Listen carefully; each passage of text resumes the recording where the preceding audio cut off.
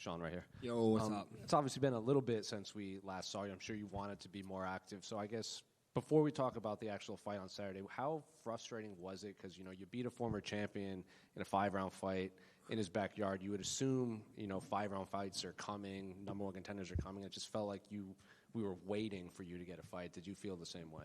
Yeah, kind of. I went to Canada, watched the title fight, watched them fight, and I assumed I was going to get something like in the summertime, but it didn't come. I did get offered something for August, but that didn't happen. But yeah, I thought I was going to be a little bit more active, not by choice. I wanted to fight more, but it is what it is. Here we are, and I'm ready to go.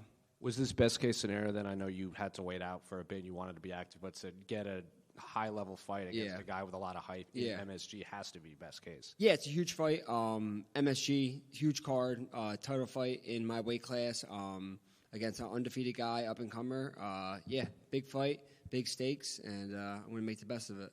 He was in here, and he kind of understood, because I remember when you lost to Bilal, it was kind of like, that was good for you, like the pressure of being undefeated, and he goes, he experienced that like long ago, even though he's technically undefeated pro. I guess, what do you think his mindset is kind of coming into this, because he hasn't really tasted any sort of adversity, not just losing, but just in a fight as a whole? Yeah, I mean, he's probably very confident, but we all take L's in the gym, so I'm sure he knows what it is to lose. He's a young, great fighter. He's going to be a great fighter after this, but unfortunately, he's got to run into me Saturday. I was kind of going to ask that. Were you surprised that this was the fight that you ended up with? Because obviously you and Ian were there. It seemed like maybe the Prates fight made a little more sense in terms of rankings, but Michael, this early in his career, kind of caught everyone off guard. Yeah, but he's in the top 10. There's really nothing else for me.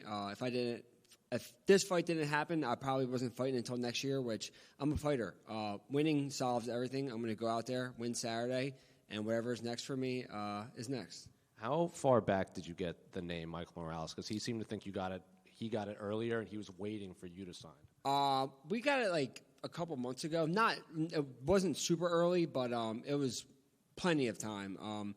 Me and Ian, that was offered for the Vancouver card. That's what I originally thought, and then came back, and obviously that changed, and it became Michael Morales at MSG. So we know him for a little bit. So I guess looking at Michael, what do you make of his skill set in there? Because he has, like a lot of people might not know, but he does kind of come from a grappling, wrestling background, but we've seen his hands. He's big, he's strong, he's powerful. He has good grappling, too. I just don't think that he's been tested by somebody like me yet. I don't think anyone's really going after him in the grappling.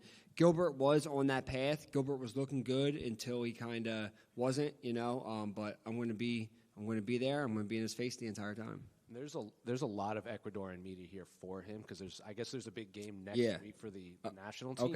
Also in New Jersey. Nice. So there's kind of a lot of double dip. Have you noticed a lot of attention on this fight from like his fans as well? No, I'm not on social media right now, and I haven't seen any of it. But good for him, man. I live an hour and a half away, so I'm gonna have plenty of people behind me. And then last one for me, I'm sure you've been asked this a bunch, but like there's a lot of welterweight fights coming up. It seems I guess the majority of us kind of assume best performance title shot. You have Kamaru throwing his name in the hat. So I guess what do you make of this kind of welterweight round robin happening? Yeah, it went from nothing happening to everything happening. So, but it's good. Whoever's going to get it next is going to get it next. I can't control that. I'm just going to go out there, control my performance, win, and then if I have to fight again, I have to fight again. But it's going to be very interesting a couple of weeks. Who do you think wins the main event? I'm going to go with Jack. I think Jack's going to get it done. You think he gets it done inside 5 or goes to decision? I don't know, man. It's a tough fight. And I say that, and then Islam could go out there and sub him. So, I'm just looking forward to watching it. Hopefully, UFC lets me be front row after I get a win. And I know you said you're not on social media, you don't kind of see this, but a lot of people in, like, Islam's camp kind of see you as, like, that's a tough fight. Like, that will be a tough fight. Yeah.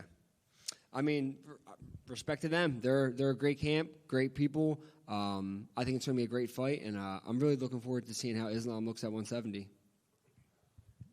Sean, right here. Hey, what's up, brother? Good. How you doing, man? Good, man. Obviously, I want to go touch on what Jose just asked you. Kamaru threw his name in the ring, but so did Islam. Islam mentioned Kamaru. Yeah. What's your thoughts on that? I think if you look at it, Kamaru's a former champion.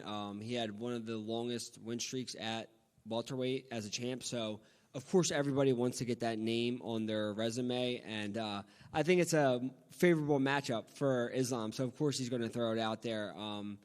But yeah, Usman is definitely in there. He's definitely in the talks, but I think he has to win one more at least before you even start considering him for the title shot. So yeah, it's a little crazy. Everyone wants a title shot, but no one wants to fight for it. Yeah. So obviously we get a bunch of welterweights, asking very similar questions to them, and they all kind of like pound the table for themselves to get the next title shot. You're kind of passive with it. Are you worried because of that? You're not. You'll be the highest ranked guy in the card. Yeah. You beat the undefeated Michael Morales. You beat a former champion, Leon Edwards. But you're not the one saying, "Yeah, I'm the next guy." Are you worried they'll skip you because of that? No, because like I said, I'm not worried about it. I had a point in my career where all I wanted was a title shot. I got the Bilal fight. I thought that was going to be the easiest fight of my career. I lost that fight, and I was expecting to get a title shot after that, So I'm not rushing things anymore. Whatever happens, happens.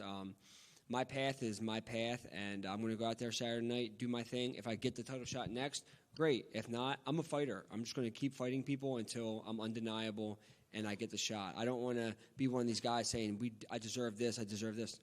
You earn what you get here, so I'm going to go out there, I'm going to earn my shit. When I think about your fighting style, I think a guy you're on the gas, you're in someone's face, pressure, and then obviously incredible grappling.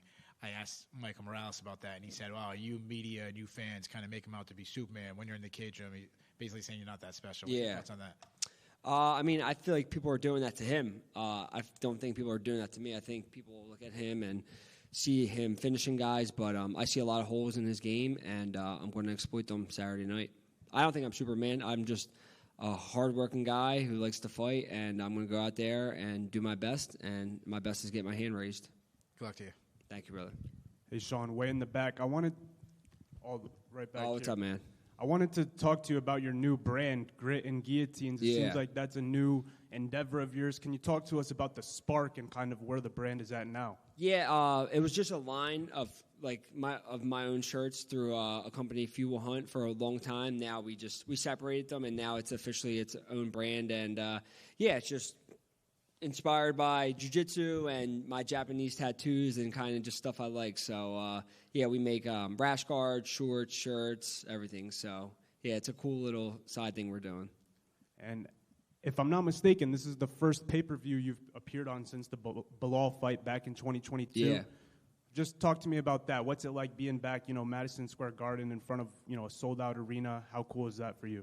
Yeah, I mean, it's huge, but I'm not going to let it, I won't look back on it until the fight's over, I fought Leon Edwards in the O2 Arena on 4 weeks' notice, and I think that was a huge, huge stage for me to go and do that. So I got to drive up here with my boys, my team. My wife and my baby are driving up tomorrow, so it feels like I'm home, man. This is a home court game for me, and I'm looking to show out Saturday. And last question for me, a lot of guys in your situation, in your position, like in the rankings and stuff, I don't think a lot of people would take a fight, so far down in the rankings. How confident are you in your abilities? Because this is a fight that matters a lot, obviously, but the confidence has to be pretty high. Yeah, I mean, I'm confident against anybody. If I'm as good as I say I am, I should be able to beat anybody in the division. I would have to fight Michael either now or later. So fuck it, I might as well get him out of here now and then deal with everybody else after that. I think a lot of guys jockey for position and stuff like that, and I've been there in my career trying to do that before, and it didn't get me anywhere. So I'm going to show I'm the best welterweight. I'll beat Michael, and then if I get the shot after that, great. If not, I'll beat up Kamaru. I'll beat up Ian if he wins. I want to rematch. I want to fight Bilal again, no matter what happens in his career or my career. Nothing against him, but that's just one I want to get back. So there's plenty of fights out there for me, but I'm going to deal with Michael Saturday, and then we'll go from there. Thank you. Thank you, brother. Hello, Sean, over here. Greetings from Ecuador. By the way, I just came for the UFC. I didn't came for the match. Okay. So I want to ask you, everybody's talking about your great grappling. Yeah. Everybody knows you're a great grappler. Yeah.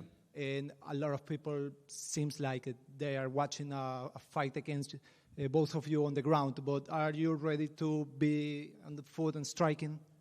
I've been sparring with Joe Pyfer for 6 to 7 weeks, so I think I'm ready to get hit anybody.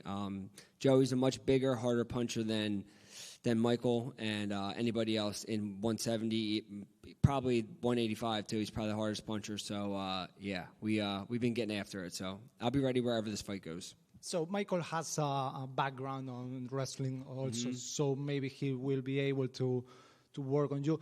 You talk about his soft points. Can you talk about? Yeah, he's definitely a good grappler, but I never wrestled a day in my life, and I've gone against D1 wrestlers, and they think that I've wrestled at the highest level, and I never did. So accolades like that really don't mean much in the room. You know, you can wrestle for this team, this country, that country, but it doesn't mean anything when you're mixing it up in MMA, and I think I'm the best at doing that. Drew St. Pierre never wrestled a day in his life, and look what he did. So he's very used, the last one for me, he's very used to fight at the apex, so the octagon is smaller than in other arenas. This was something you thought about it? Yeah, it's big. We'll be able to move around, but eventually we're going to find each other, and I'll get my hands on them, and I'll get the fight where I want. Thank you so much. Yes, sir. Sean, one more. What's up, brother? Just quick. You know, you've talked about it a bunch about, you know, not being undefeated and how that did win. Yeah. This scrum in particular, you keep bringing up like that. I used to be like that. I used to jockey. Yeah. Do you kind of tell that to young fighters in your gym now? Like maybe you didn't have someone tell you that then, and now you want to play that role now? Yeah, 100%. I think we all, undefeated sounds great, but you never get, most people, if you're going undefeated, you're probably not fighting the test that you should fight, and eventually you're going to fight somebody, and eventually you're going to lose, and that's fine. It's a learning lesson. You can't let it break you. I took it. It made me a way better human, a way better fighter, a way better everything in my life. So it did nothing but great things for me. And not saying go out there and lose a fight, and it's going to, but adversity is just going to make you better, and adversity made me better, and I'm a way better man today for it. Thanks, bro. Thank you, guys.